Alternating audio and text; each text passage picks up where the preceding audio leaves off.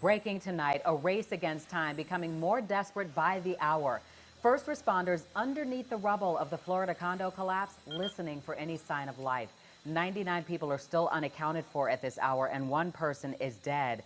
And this is how it happened. Seen on this heart-stopping surveillance video, the 12-story beachfront condominium collapsed early this morning.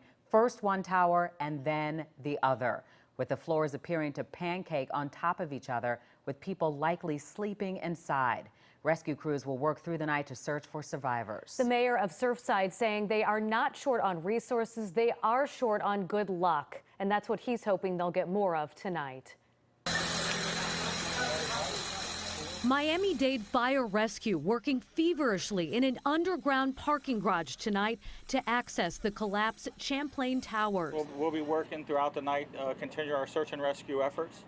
There is still no word on what caused half of the 134-unit condo building to collapse early Thursday morning, while most residents were likely sleeping. Rescuers were able to reach a boy, pulling him from the rubble alone. A mother and her child were also discovered, the woman's leg amputated so she could be freed. They are among 35 who have been rescued so far. This woman didn't know where her nephew, his wife, and 3 small children were. You never lose hope. I'm just asking God because they're in the affected area. It's unbelievable. Everything comes to your mind except positive things. You just believe in God and let God guide you. Rescue crews are using canines, cameras, and sound equipment to find survivors. I could feel the ground shake. I mean, it sounded like thunder. I thought a storm was coming until, literally I felt the ground shake a second time when the other half of the building fell.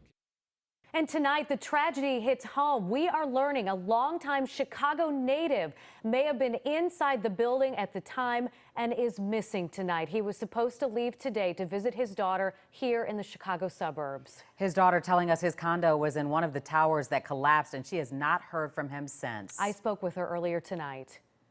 I was supposed to pick him up at 8:10 at the airport.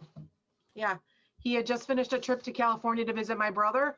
He went home to repack his bags and was coming here for the weekend, spend some time with my family for the weekend, and train somebody who was going to be taking his position.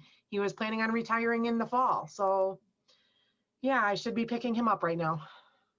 What have you heard so far? So they have not gone and moved a lot of the big debris yet. They have been going through with the dogs, looking for any signs of anybody. I know they're going in through the parking garage. The parking garage was underneath where the pool deck and stuff was. So when the building collapsed, it also collapsed down into the parking garage. So I've been watching one of the other local stations down there, and they've been shoring up the ceiling in the parking garage, and they've been able to go into a few of the little areas, but unfortunately they haven't been finding anybody yet. I know they just had some heavy equipment come, some excavators to try and help move some of the stuff, but when they try and move stuff, it's also been causing other problems, obviously, with the shifting of the debris. I know they had a fire break out on the second floor because of some things shifting.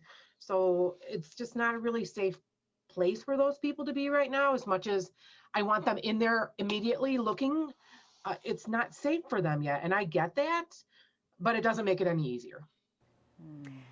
A website has been set up to help that community. It is supportsurfside.org.